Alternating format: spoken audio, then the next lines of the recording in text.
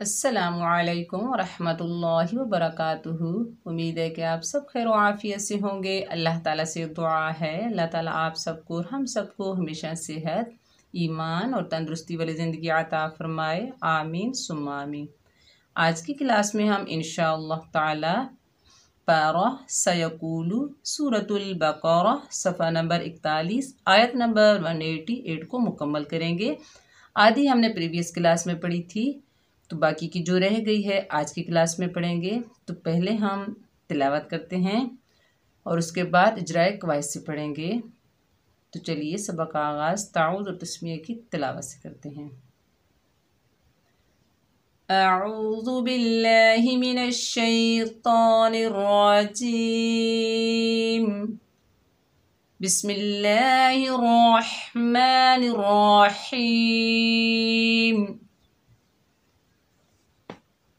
वला तअकुलू अम्वालकुम बैनकुम बिलबातिली वतुदलू बिहा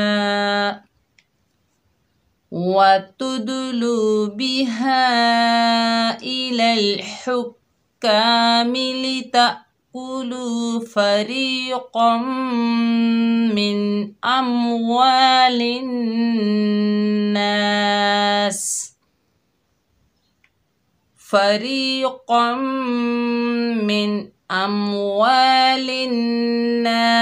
बिल इस्मि व अंतुम तअलमून।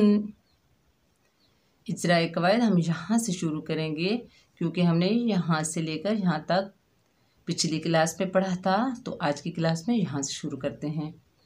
लाम के नीचे ज़ेर है, बगैर खींचे पढ़ेंगे ली। ज़ेर को मजहूल होने से बचाएंगे, ले नहीं पढ़ेंगे, ली पढ़ेंगे। ता के ऊपर ज़बर है, आगे हमज़ा साकिन है। हमज़ा साकिन को झटके से पढ़ा जाता है ता, ली ता। काफ के ऊपर पेश है, बगैर खींचे पढ़ेंगे ज़बर ज़ेर। पेश को पढ़ते वक्त तीन बातों का ख्याल रखते हैं। एक तो इसे खींचेंगे नहीं कु, दूसरा इसे झटका नहीं देंगे कु, तीसरा मजहूल नहीं पढ़ेंगे को। इसे मारूफ मुतवस्सित तरीके से पढ़ेंगे कु, यानी बगैर खींचे पढ़ेंगे कु। लाम के ऊपर पेश है, आगे वाव साकिन है, ये वाव मद्दा है। एक अलिफ की मिकदार खींच कर पढ़ेंगे लू कुलू। फा के ऊपर ज़बर, बगैर खींचे पढ़ेंगे फा। रा के नीचे ज़ेर है, आगे या साकिन है, ये या मद्दा है। एक अलिफ की मिकदार खींच कर पढ़ेंगे। रा को ज़ेर की वजह से बारीक पढ़ेंगे री फरी। कौफ के ऊपर दो ज़बर की तनवीन है। आगे देखिए, यरमलून के मजमूए में से मीम मुशद्दद हालत में आ रहा है, तो यहाँ पर इदगाम माल गुन्ना होगा। यानी इदगाम के मानी है मिला देना, मुदगम कर देना, दो हरफों को ज्वाइन करना। जैसे कम फरीक़म, मीम के नीचे ज़ेर, आगे नून साकिन है, मीम को नून से मिलाएंगे। नून साकिन के बाद हरूफे हल्की के 6 हरूफों में से हमज़ा आ रहा है, तो नून में इजहार होगा, नून साकिन में इजहार होगा, यानी इक्फा गुना कुछ भी नहीं होगा। नून को जाहिर करके पढ़ेंगे जैसे मिन फरीक़म मिन। हमज़ा के ऊपर ज़बर है, आगे मीम साकिन है, हमज़ा को मीम से मिलाएंगे। यहाँ पर मीम का इजहार होगा, इजहार शफ़वी का कायदा, यानी मीम साकिन के बाद बा और मीम के अलावा 26 हुरूफों में से वाव आ रहा है, तो यहाँ पर मीम का इजहार होगा, इजहार शफ़वी का कायदा। जैसे अम, वाव के ऊपर ज़बर है, आगे अलिफ खाली है, ये अलिफ मद्दा है। एक अलिफ की मिकदार खींच कर पढ़ेंगे। वाव को अदा करते वक्त होंठों को मुकम्मल गोल करेंगे वा अम वा। लाम के नीचे ज़ेर है, आगे नून मुशद्दद है। लाम को नून मुशद्दद से मिलाएंगे। नून मुशद्दद में एक अलिफ की मिकदार गुन्ना होगा।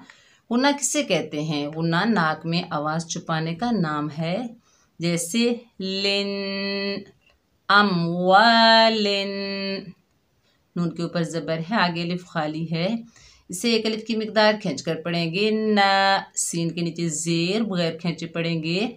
सीन को सख्ती और सीटी से अदा करेंगे सी अमवालिन्नासी। बा के नीचे जेर है, आगे लाम साकिन है, बा को लाम से मिलाएंगे। बिल, हमजा के नीचे जेर है, आगे सा साकिन है, हमजा को सा से मिलाएंगे। सा को नरमी से अदा करेंगे और जज़म वाले हर्फ को एक मर्तबा पढ़ा जाता है अपने से पिछले मुतहरिक हर्फ से मिलकर, जैसे इस, बिल इस। मीम के नीचे जेर बगैर खींचे पढ़ेंगे मी, बिल इस मी।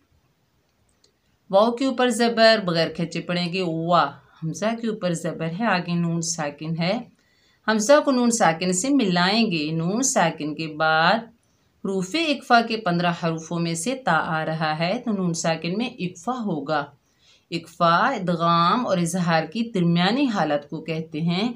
इसमें नून का कुछ हिस्सा ज़ाहिर होता है, कुछ हिस्सा छुपा हुआ होता है, यानी गुन्ना और जो यहाँ पर जो हो रहा है गुन्ना, तो गुन्ना और इक्फ़ा में फ़र्क होना चाहिए। कैसे? अन व अन, नून का कुछ हिस्सा ज़ाहिर हो रहा है और कुछ हिस्सा छुपा हुआ है। ता के ऊपर पेश, आगे मीम साकिन है, ता को मीम से मिलाएंगे। यहाँ पर भी मीम साकिन के कायदों में से इजहार शफवी का कायदा होगा, जैसे तुम, व अन तुम। ता के ऊपर ज़बर, आगे आइन साकिन है, ता को आइन से मिलाएंगे, आइन को हलक के दरमियान से अदा करेंगे। ता, लाम के ऊपर ज़बर बगैर खींचे पढ़ेंगे ला। मीम के ऊपर पेश है, आगे वाव साकिन है, ये वाव मद्दा है, एक अलिफ की मिकदार खींच कर पढ़ेंगे मू। नून के ऊपर ज़बर बगैर खींचे पढ़ेंगे ना। तअलमूना, आगे देखिए गोल सर्कल आ गया, इसे आयत कहते हैं, इसे वक्फ़े ताम भी कहा जाता है। यहाँ पर हम वक्फ़ करते हैं। व अंतुम तअलमून, देखिए वक्फ़ की हालत में नून का ज़बर ख़त्म हो गया, नून को हमने आर्जी सुकून दिया यानी नून साकिन हो गई, तो वक्फ़ हुआ वक्फ़ बिल अस्कान। रूफ़े मद्दा के बाद यानी वाव मद्दा के बाद आर्जी सुकून आ रहा है, तो यहाँ बात बनेगी मद्दे आर्जी सुकून। इस बात को 2, 2.5 और 5 अलिफ की मिकदार तक खींच कर पढ़ सकते हैं। तो यहाँ पर देखिए आइन की जो अलामत होती है यहाँ पर, यानी हमारा रुकू बराबर हो गया, रुकू मुकम्मल हो गया। ये आइन की अलामत को क्या कहते हैं? हमारा रुकू मुकम्मल हो गया। मुझे उम्मीद है कि आज की क्लास आपको अच्छी लगी होगी। अगर अच्छी लगे तो मेरे चैनल को सब्सक्राइब कीजिए, मेरी वीडियो को लाइक कीजिए और ज़्यादा से ज़्यादा शेयर कीजिए। तो आपने वीडियो को शुरू से लेकर एंड तक वॉच ज़रूर करना है। मैं जब वीडियो शुरू करती हूँ तो आपको यही अल्फाज कहती हूँ और बाद में भी आपको यही कहती हूँ। आप वीडियो को बीच में स्किप कर देते हैं, वीडियो को मुकम्मल नहीं देखते। आपने अच्छे से पढ़ना है, प्रैक्टिस करनी है, बार बार पढ़ना है, दुआओं में याद रखना। अस्सलामु अलैकुम व रहमतुल्लाहि व बरकातुहू।